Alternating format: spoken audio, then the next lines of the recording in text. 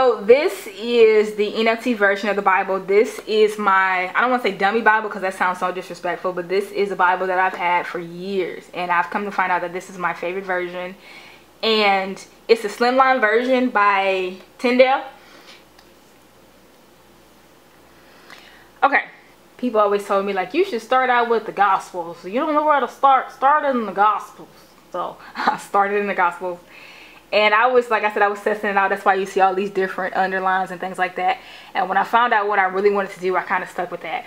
So here we see in chapter 3, it talks about John. John is the major character here, John the Baptist. And I'm kind of sorry if I put my little 2 cents in here about the way John the Baptist died. It was kind of, it was grimy. Like, I'm mad at King Herod. Like, I'm just appalled. Like, dude, I'm appalled.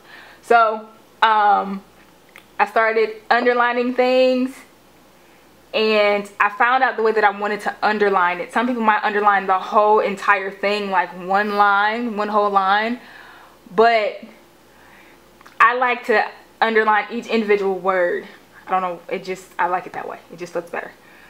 And the pen that I was using, I must have wrote a little bit too hard or underlined a little bit too hard because it bled and it's, you know, smudged and things like that. So I had to learn, I'm learning how to underline the right way.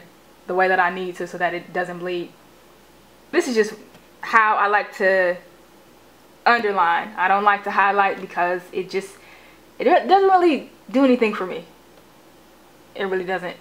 Alright, so now we're in Romans, and Romans is one of my favorite books. Seriously, after I just came out of a situation. I didn't just come out of it, but I was going through it. And I didn't know how I was going to overcome it. And I'm telling you that the Bible, if you read it, and you apply it to your life and you pray about it, it works. But I feel like it only works for me when I apply it. This is my own personal opinion, but I feel like it only works if you apply it. You have to get up and take action. We have here in Romans, the top color is blue because it's a letter, and the bottom is black. Black just makes it pop out more. And then we have, you know, an underlining of various things. But I started really underlining down here.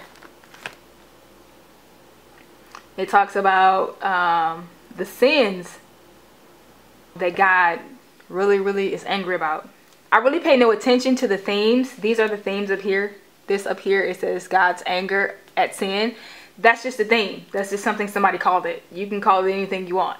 But I just pay attention to the passage of scripture.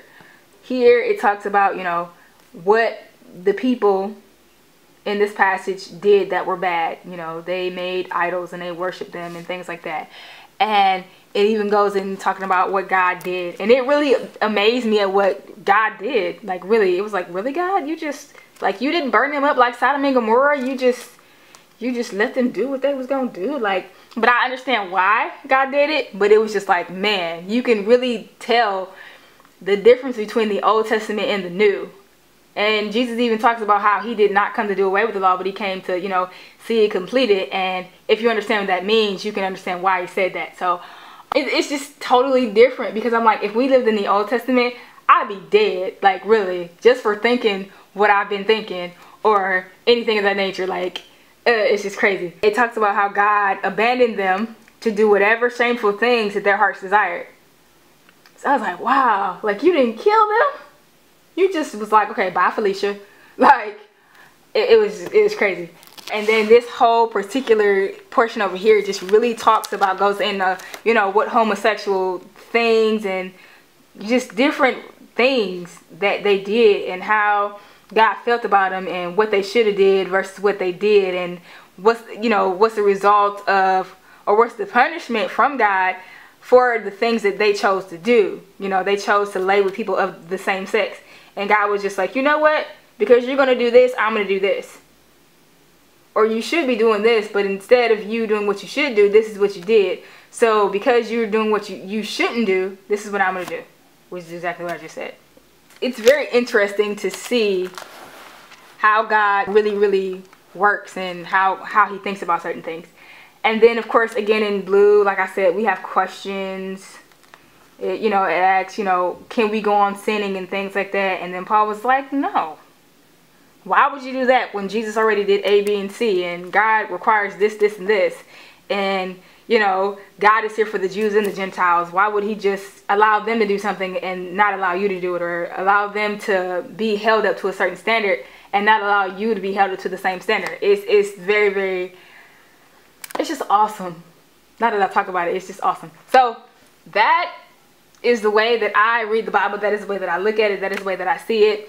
In a future video, I'll go into more detail about how I study the Bible, my study tools. This is just how I highlight the Bible, but I'll get into my study tools and I'll share with you guys how I go about doing that. And hope you guys are blessed.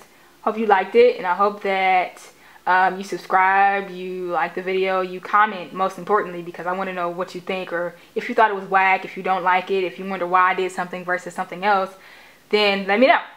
Okay? So you guys be blessed. Take care. I love you like Christ with the church, no more, no less. And toodles.